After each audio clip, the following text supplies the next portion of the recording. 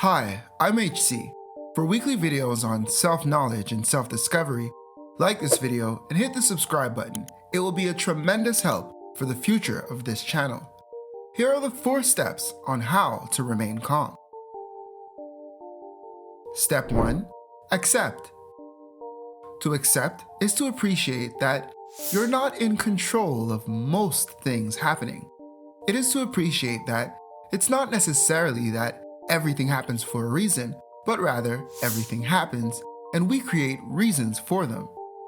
Once we can appreciate that we are a part of this whole thing called life, we can begin to humble ourselves to the idea that life is much bigger than we are, and thus, who are we to become angry, stressed, or frantic about a reality that has been long before we were conceived and that will go on long after we have passed?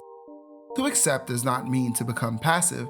However, it does mean to be mindful of where you are putting your energy and why.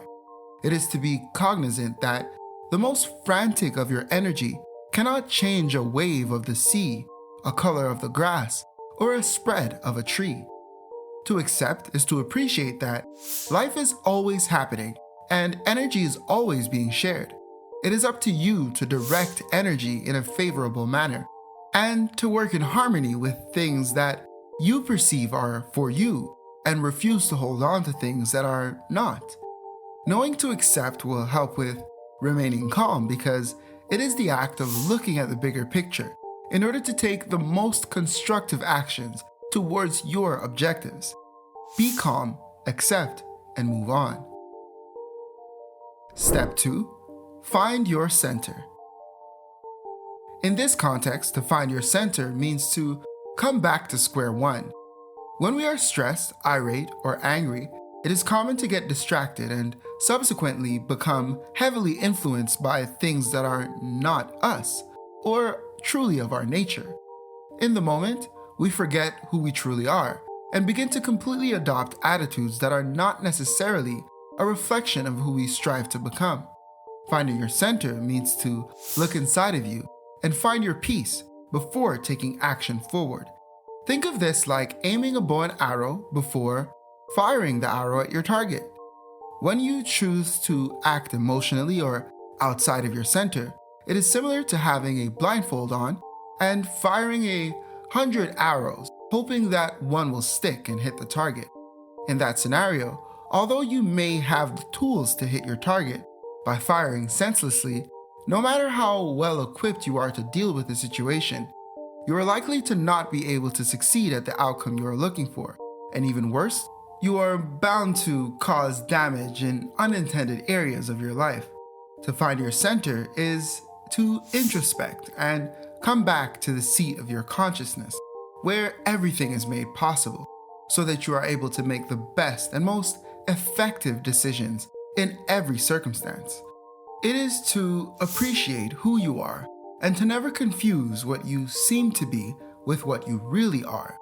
Always remember, no matter how successful you appear to be on the outside, what you seem to be is the barest fraction of what you really are.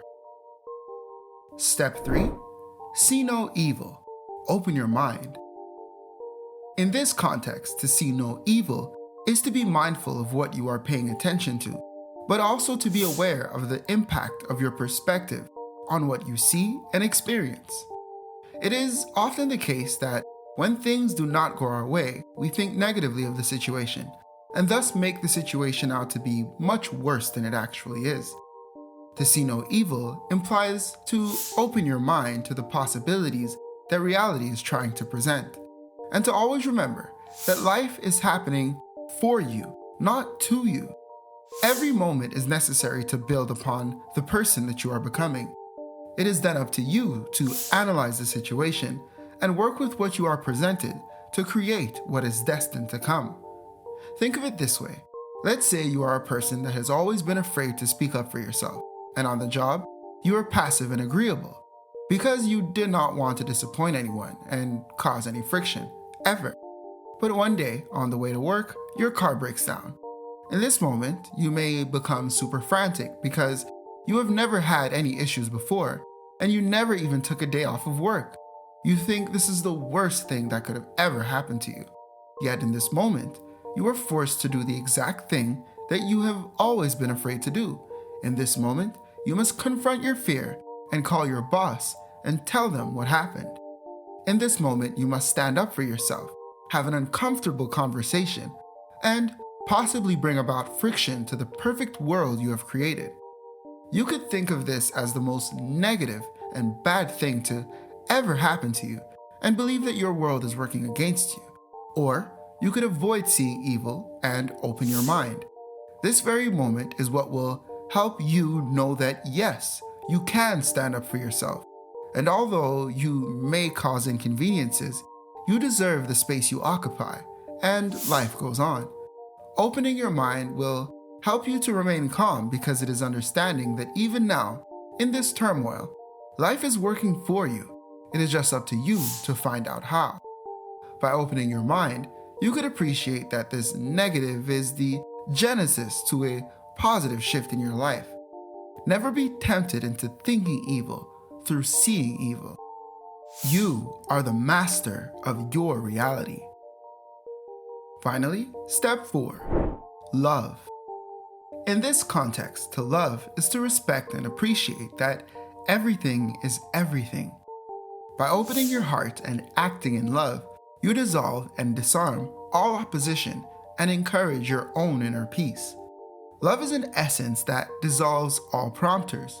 When you love, you have no fear and share no hate, and thus encourage construction as opposed to destruction. When you love, you are open to discovering, thus you are limitless, as opposed to being limited by a negative perspective of a person or situation. Love is creation, and all creation is through the labor of love.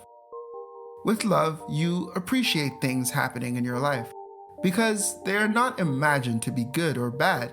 They are all blessings contributing to your fulfillment. Because what matters a hurt, deception, or disappointment when it is only a step towards your fulfillment? Be love, because things have a strange way of working themselves out, especially when we don't think that they will. Remain calm and trust life. Love.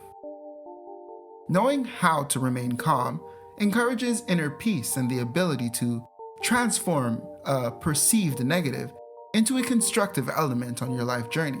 In contrast, not knowing how to remain calm encourages emotional reactions to situations that need sound decisions. And this is why knowing how to remain calm is such an important factor on the journey of you becoming your best you.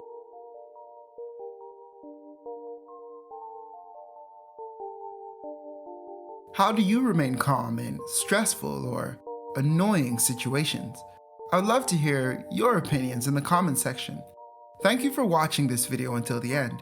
You are appreciated. Like and share this video to a friend, and consider subscribing to this channel if you haven't already. I'll see you here next time on How Will Consultations, the how-to being true to you.